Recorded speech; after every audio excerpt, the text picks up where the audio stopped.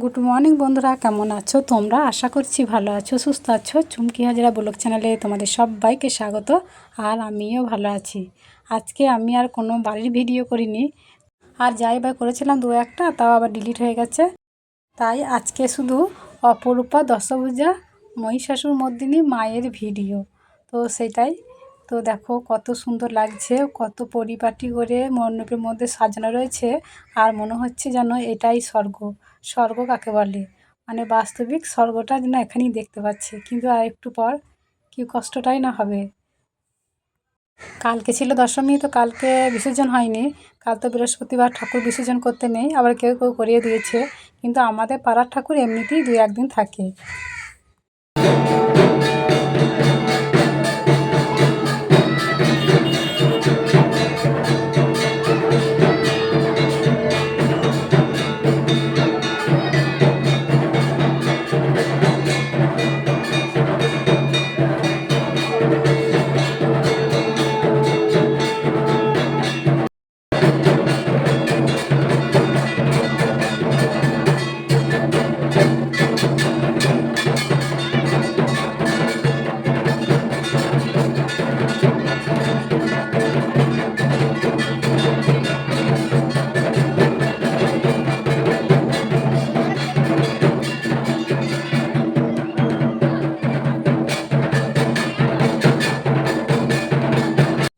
এই যে মাকে এখন বরণ করে নেওয়া হচ্ছে, আর আমরা সবাই আছি, অনেক লোকজন দাঁড়িয়ে আছি। কেউ দাঁড়িয়ে আছে, কেউ বা বসে আছে। তো এই বরণ করা পর্বটা দেখতে খুব ভালো লাগে আমার। কত সুন্দর করে বরণ করা হয়।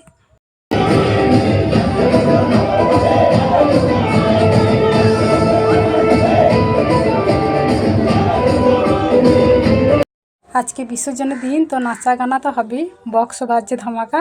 তো এই মেয়েগুলো নাচতে চাইছে, তো পাটা আগে উঠেই আছে, নাচতে চাইছে, মন বলছে নাচছি, কিন্তু চোখের লজ্জা লাগছে, দিয়ে নাচতে পারছে না কো। কিন্তু এই মেয়েগুলো খুব খুব সুন্দর নাচতে পারে।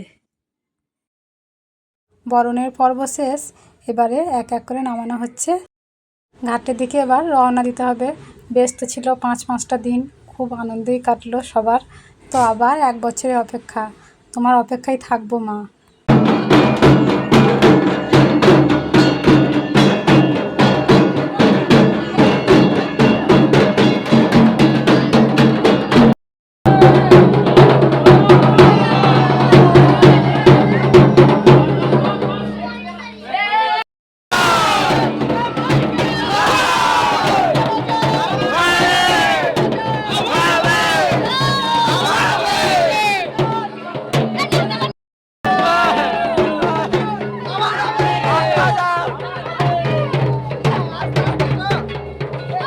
তো এত ভিড়ের মধ্যে আমি আর যাইনি, আমি পাশে ছিলাম, ফাঁকায় আর কি। আর এই সব ভিডিওগুলো আমার ছেলেটাই করেছে।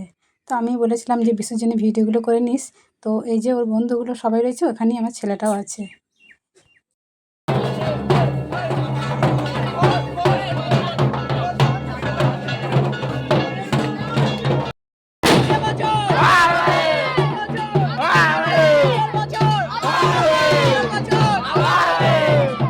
এই যে চলে এলাম ঘাটে।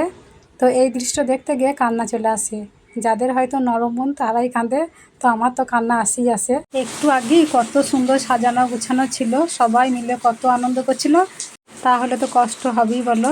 তো আমি তো কেঁদেও ফেলি, দিয়ে আবার দেখি চারিপাশে কেউ আমাকে দেখে নিচ্ছে না। তো কি জানি এই বিসর্জনের দৃশ্য দেখতে গিয়ে কেন যে আমার এত কান্না চলে আসে, তা আমি নিজেই জানি না।